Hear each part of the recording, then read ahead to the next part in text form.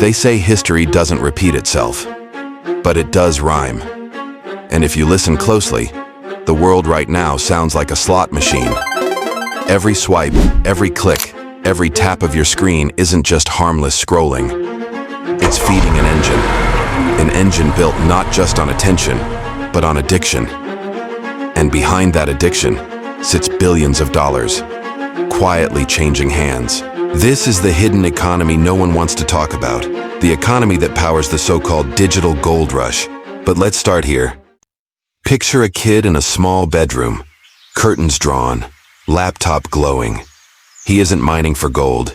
He isn't digging in the earth. He's refreshing charts, flipping NFTs, chasing crypto pumps, buying online courses, gambling on sports, trading pixels for promises. And he believes, if he just stays on long enough, if he just bets a little more, he'll strike it rich. That dream, the quick, frictionless dream of digital wealth, isn't random. It's designed. Because here's the truth.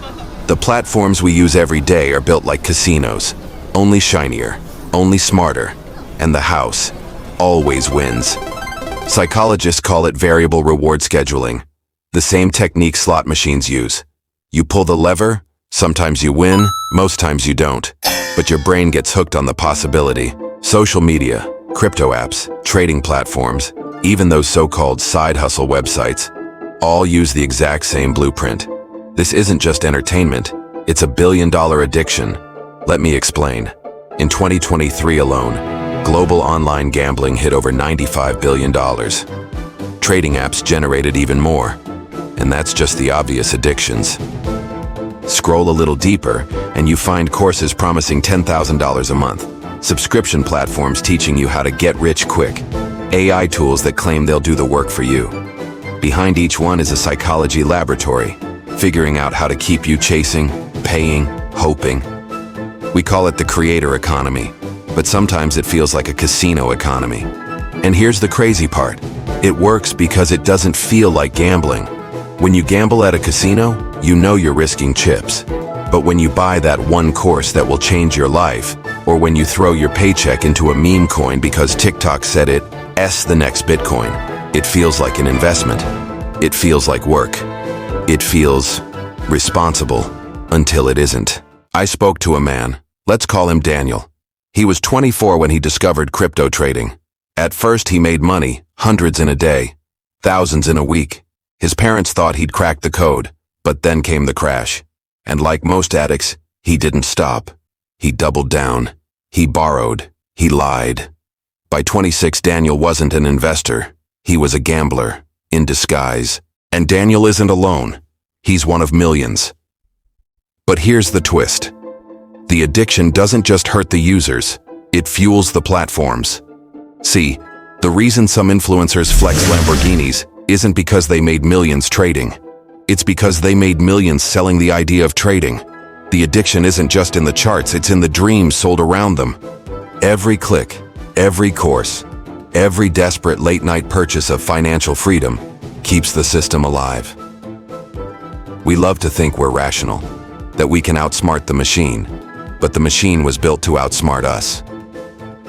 Stanford professor B.J. Fogg once called smartphones the most powerful slot machines in history. Because unlike Vegas, the casino fits in your pocket. And unlike Vegas, the dealer knows everything about you. Your habits, your fears, your desires. Algorithms study us, not to connect us, but to keep us playing. And maybe the scariest part? The line between legitimate innovation and exploitation is blurring. Take AI. On one hand, it's the most revolutionary tool of our lifetime. On the other, it's being sold as the fastest path to wealth. Automated trading bots, faceless YouTube channels, content mills promising passive income. For some, AI will be liberation. For many, it will be another shiny lever to pull, another addictive loop disguised as opportunity. So here's the real question. Is this the new American dream? Or the newest addiction epidemic? Let's not get it twisted. People do get rich. Some strike oil in the digital fields. The early Bitcoin holders, the startup founders, the ones who caught the wave before the tide pulled back. But for every winner, thousands are left chasing, clicking, addicted to the hope of catching up. This is what no one tells you about the digital gold rush. That it's not just about money. It's about psychology. It's about attention. It's about who controls the game board. Think about history. In 1849, people rushed to California to mine for gold. But most never struck it rich. Who made the real fortune? The people selling the shovels, the pans, the tools. Today, the same thing is happening. The platforms, the gurus, the algorithms. These are the shovel sellers of the 21st century. And the rush isn't for gold anymore. It's for your attention. So what does this mean for us? It means every time we log on, we're stepping into a casino disguised as an opportunity. It means we need to ask ourselves, are we the player, or are we being played? The hidden billion-dollar addiction isn't out there somewhere.